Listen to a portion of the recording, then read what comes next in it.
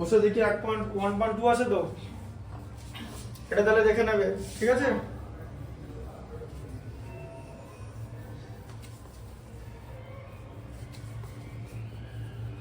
কোনো কনফিউশন থাকলে বলবে, ঠিক আছে? যে এইখানটা বুঝতে পারছি না ভালো করে, অসুবিধা হলে বলবে। তাছাড়া ভিডিও তো থাকলোই, ঠিক আছে? এই কারণেই ভিডিওটা করা হচ্ছে, যাতে স্টুডেন্টরা ভালো করে বুঝতে পারে, বুঝলে? হ্যাঁ, এমনি আমি কিন্তু আসতেই বোঝাই, ঠিক আছে? আর ভিডিওতে তুমি তো অনেকবার চাইলে দেখতে পারবে, তোমার মাথায় জিনিসটা ঢুকবে। ওইসব কোনো ব্যাপার না। বলে যে এই ছেলেদের মাথায় বুদ্ধি বেশি, মেয়েদের মাথায় বুদ্ধি কম, সব কোনো ব্যাপার না। ওসব শুনে লাভ নেই, বুঝলে তো? বুদ্ধি হচ্ছে নিজস্ব ব্যাপার,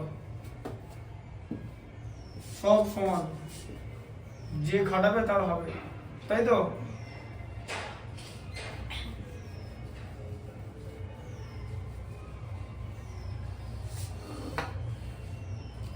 কি আছে কোষে দেখি?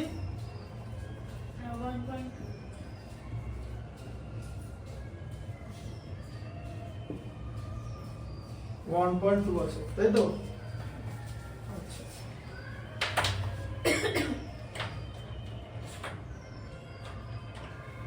বলো প্রথম অঙ্কটা কি আছে বলো, ভালো করে বলো। x স্কয়ার প্লাস x কি আছে তার আগে কিছুটা মানে ক্যাপশন দেওয়া আছে। নিজের প্রতিক্ষেত্রে প্রদত্ত মানগুলি নিজের না নিচের? নিচের। নিচের? হ্যাঁ, নিচের। হ্যাঁ, নিচের। নিচের প্রতিক্ষেত্রে প্রদত্ত মানগুলি প্রদত্ত দ্বিঘাত সমীকরণের বীজ কিনা যাচাই করে লিখি। দ্বিঘাত সমীকরণের বীজ কিনা যাচাই করে লিখি, তাই তো? আচ্ছা, তাহলে দ্বিঘাত সমীকরণটা কি দেওয়া আছে বলো প্রথম একটা? x square plus x plus 1 সমান 0। হ্যাঁ, এরপর তারপর আছে 1 ও 1 প্লাস 1 বসিয়ে দিতে হবে। আচ্ছা, এখানে কি লেখা আছে? হ্যাঁ, 0 1 -1 বীজ বলে দিয়েছে, বীজ, ঠিক আছে? বীজ বলে দিয়েছে হচ্ছে, একটা বলেছে 1 বলেছে আর একটা -1 বলেছে, দুটো বীজ দেওয়া আছে। এবার এই দুটো x এর মান দুটো বসিয়ে দেখতে হবে কিনা যে সমীকরণকে সিদ্ধ করছে কিনা, ঠিক আছে? আচ্ছা, তাহলে প্রথমে হচ্ছে x = 1 বসালে, ঠিক আছে? তাহলে কি হবে? 1 তার হোল স্কয়ার, তাই তো? Plus 1 plus 1 equal to 1 plus 1 plus 1 3 হয়ে গেল, ঠিক আছে? নট ইকুয়াল টু 0, তাহলে সমীকরণকে সিদ্ধ করছে না, তাই তো? x এর মান 1 বসলে 1 স্কয়ার তো 1। 0 হলে তবেই সিদ্ধ করবে। হ্যাঁ, 0 হলে তবেই সিদ্ধ করবে। এখানে তো 3 হয়ে গেল, বোঝা গেল? করলো না। আচ্ছা, এবার দেখো x এর মান -1 বসাও, তাহলে x -1 বসাও, তাহলে -1 তার হোল স্কয়ার, আবার প্লাস দিয়ে -1 আবার +1, ঠিক আছে? তাহলে ইকুয়াল টু কত হচ্ছে? -1 এর হোল স্কয়ার কত? +1, তাই তো? -1 হচ্ছে প্লাস মাইনাসে মাইনাস, আবার +1, ঠিক আছে? তাহলে হচ্ছে 1 -1 0 + 1, এখানে 1 হয়ে যাচ্ছে, নট ইকুয়াল টু 0।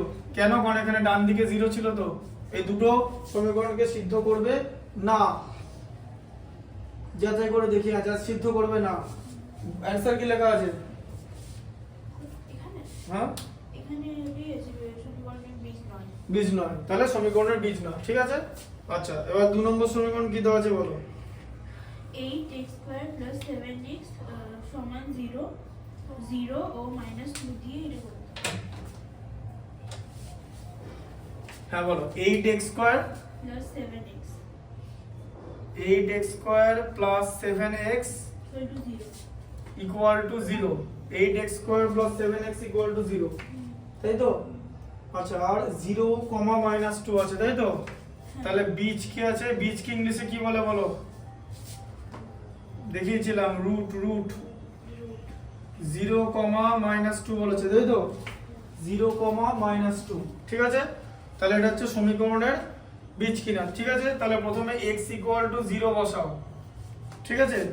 তাহলে ওখানে 8 0² প্লাস 7 এখানে 0, ঠিক আছে? ইকুয়াল টু কত হচ্ছে? 0 প্লাস 0 ইকুয়াল টু 0, সমীকরণকে সিদ্ধ করবে, ঠিক আছে? এটা ফার্স্টে এক্সট্রা কমন নেওয়া আছে। কোথাও কমন না আছে? না তো, এই যে x² তো আছে। না, মানে এইখানে কোনখানে এটা কোন আছে দেখি। ও ওটা আমি করে দেখিয়ে দিচ্ছি সমীকরণটা। এখানে মান বসাচ্ছি তো ওখানে করে দেখিয়ে দিচ্ছি, দেখবে ওখানে এরকম করছে। এ দেখো 8x² + 7x = 0 তো ছোট বলে করেই দিয়েছি। এখান থেকে x কমন যাবে, দিয়ে 8x + 7 এরকম করেছি তো। হ্যাঁ আচ্ছা, তাহলে একটা হচ্ছে x = 0 হবে, আর একটা 8x + 7 = 0, তাই তো। দুটোর মান 0 হলে, দুটোর গুণফল 0 হলে প্রতিটা 0 হতে পারে, ঠিক আছে। তাহলে এখানে 8x = -7 হয়ে যাবে, আর x = -7/8 হয়ে যাবে, যেখানে ওটা নাই। তাহলে একটা বীজ সিদ্ধ হবে, আর মানে একটা শূন্য হবে, কিন্তু আরেকটা -7/8 হবে, তাই তো। ওটাই আছে তো, ওটা করে দেখিয়ে দিচ্ছি, ঠিক আছে। আর এখানে আমি যদি 2 বসাতাম, এবার আমি যদি এখানে x এর ভ্যালু 2 বসাতাম, তাহলে -2 তার হোল স্কয়ার প্লাস দিয়ে আবার 7 দিয়ে -2, তাই তো। তাহলে 8 ইনটু কত হতো, -2 হোল স্কয়ার মানে কি, -2 ইনটু -2 গুণ করলে কত হয়? হ্যাঁ 4 হয়, তাই তো। 4 এদিকে 7 ইনটু 2 14, তাই তো। হ্যাঁ প্লাস মাইনাসে মাইনাস, তাহলে এখানে 32 - 14, তোমার তো এখানে 18 বেরিয়ে গেল, এখানে তো 0 আছে, তাই তো, নট ইকুয়াল টু 0। তাহলে সিদ্ধ করবে না। দুরকম ভাবে করতে পারো, করে দেখাতে পারো বা এটা মিলিয়ে দেখাতে পারো, তোমার খুশি। এবার কখন কোনটা করেছি সেটা মানে যে যখন যেরকম যেটা করবো, এটা মাল্টিপল প্রসেসে করা যায়। বুঝা গেল কনসেপ্টটা? ঠিক আছে। এবার দেখো পরেরটা বলো কি আছে, পরেরটা বলো। x + 1/x হ্যাঁ x + 1/x = 13/6, তাই তো।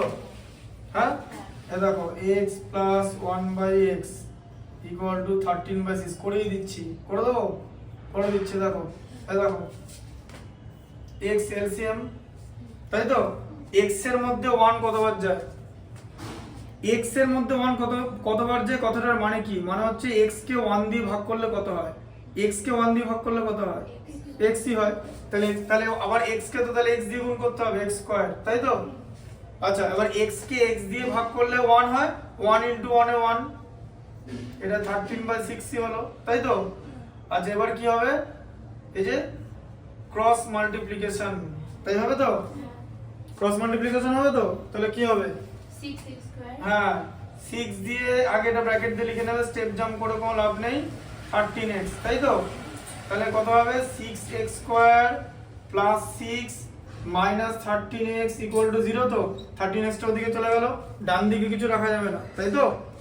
হ্যাঁ তাহলে দেখো আবার এবার এটাকে ঠিক করে সাজিয়ে লিখতে হবে, 6x² - 13x + 6 = 0, তাই তো। কি করে হবে, 6 * 6 কত হয়, 36, 36 থেকে কি বানাতে হবে, 13 বানাতে হবে তো। কি করে বানাবে, 36 মানে 36 কে কি করবে, 4 দিয়ে ডিভাইড করো, 9, এই যে 9 আর 4 মিলে গেল। আর তুমি যদি 2 দিয়েও করতে, 2 দিয়ে 2 18, 2 দিয়ে 2 18, এই যে 9 আর 4 13 হলো তো, 9 আর 4 এ বোঝা গেল। দেখো তাহলে 6x² - 9 + 4x + 6 = 0, ঠিক আছে। আচ্ছা তাহলে 6x² - 9x - 4x + 6 = 0, ঠিক আছে। এরকম হচ্ছে তো। এই যে মাইনাস কে প্লাস দিয়ে মাল্টিপ্লাই করলে মাইনাস, তাই তো। এই 9 এর সাইন প্লাস ছিল, তাকে মাইনাস দিয়ে মাল্টিপ্লাই করে মাইনাস। কারণ এবার দেখো দেখে নাও, -9 - 4 মানে -13 তো। এই যে -13 এলো, এটাকে সেম হতে হবে, এই জায়গাটাকে সেম হতে হবে, মানে এখানে -13ই আসতে হবে। কারণ আমি -13 কি ভাঙছি, তাহলে অ্যাড করলে -13ই হতে হবে, তাই না। ওখানটা যদি না মেলে তাহলে কিন্তু অঙ্কটা ভুল, বোঝা গেল। এবার দেখো এখান থেকে কি কমন নেবে বলো, এখান থেকে 3x কমন যাবে, কারণ 6 এর মধ্যেও 3 আছে, 9 এর মধ্যেও 3 আছে। 6x² কে 3x দিয়ে ডিভাইড করা যাবে, এদিকে দেখো দেখে নাও, 6x² কে তুমি যদি 3x দিয়ে ডিভাইড করো, 6 কে 3 দিয়ে ডিভাইড করলে 2, আর x² থেকে 1 চলে যাবে, তাই তো। ডিভিশনের সময় ঘাতের কি হয়, বিয়োগ হয়, তাই তো। ভাগের সময় ঘাতের বিয়োগ হয়, তাহলে এখানে 2x পড়ে থাকছে, -3, কারণ 9x কে 3x দিয়ে ডিভাইড করলে x কেটে গেল, 9 কে 3 দিয়ে ডিভাইড করলে 3, হলো তো? মাইনাস 4x প্লাস 6 এখান থেকে কি কমন নেবে? হ্যাঁ, 2 মাইনাস 2 নেবে। এই যে হ্যাঁ, তাহলে কি পড়ে থাকছে? 2x minus 3। আবার দেখো মাইনাস ইন্টু মাইনাস প্লাস হলো, মিললো? এইভাবে মিলিয়ে মিলিয়ে যেতে হবে, ঠিক আছে? তাহলে একটা কি হলো? একটা হলো 3x মাইনাস 2, তাই তো, ইকুয়াল টু 0, আর একটা 2x মাইনাস 3 ইকুয়াল টু 0, তাই তো? কারণ এটাকে শেষ করলে এরকমই হবে যে 3x minus 2 into 2x minus 3 equal to 0, তাই হবে তো? আবার দেখো এবার 3x মাইনাস 2 ইকুয়াল টু 0, মানে 3x ইকুয়াল টু 2, সেখান থেকে x ইকুয়াল টু 2/3, ঠিক আছে? আবার 2x ইকুয়াল টু, তো এখানে 3 হয়ে যাচ্ছে, x ইকুয়াল টু কত হচ্ছে? 3/2, একটা 2/3 একটা 3/2, ঠিক আছে? আর এখানে কি দেওয়া আছে? এখানে 13/6 আর 5/6 দেওয়া আছে, হবে না? হবে না তো? তাহলে লেখা আছে তো যে সমীকরণকে সিদ্ধ করছে না, তাই তো? লেখা আছে তো? বোঝা গেল? কারণ x এর অন্য উত্তর বেরিয়েছে, ওখানে যে উত্তর দেওয়া আছে সেটা না। এবার তুমি এভাবেও করে দেখাতে পারো, আর ওই দুটো মান বসিয়েও দেখাতে পারো। দুটো কেসেই না, শোনো, যদি মান বসাও তাহলে জিনিসটা একই জিনিস দুবার করতে হবে। এখানে একবারই করে দেবো, দুটো মান দিয়ে দেবো, দেখে নেবো যে কোনটাই এলো না। এখানে তো আমি একবারই করে দিচ্ছি, একবারই থেকে তো দুটো বীজ পেয়ে যাচ্ছি। আর ওখানে আলাদা আলাদা করে দুবার মান বসাতে হবে। প্রথমে এটা বসে দেখতে হবে হলো কিনা, আবার 4টে লাইন, এটা বসে দেখতে হবে হলো কিনা, আবার 4টে লাইন, ঠিক আছে? তার থেকে এটা করে নেওয়া ভালো না? কারণ এখানে তুমি এট এ টাইম দুটো পেয়ে যাচ্ছ। এটা মানে 5 সেকেন্ড হলো টাইম কম করবে, মানে 5 সেকেন্ড হলো লেস টাইম কনজিউমিং। তাহলে এই প্রসেসটা অ্যাডপ্ট করাটাই বেটার। বুঝতে পারলে যে x এর আমি সমীকরণগুলোকে ডাইরেক্ট সমাধান করে নিচ্ছি। সমীকরণকে সমাধান করলে আমি x এর দুটো মান পাবো, যাদেরকে সমীকরণের বীজ বলা হয়। আমার যদি দেখা যায় যে বীজগুলোই বইতে দেওয়া আছে তাহলে সিদ্ধ করবে, আর যদি দেখি প্রশ্নপত্রে অন্য বীজ দেওয়া আছে তাহলে সিদ্ধ করবে না, ঠিক আছে?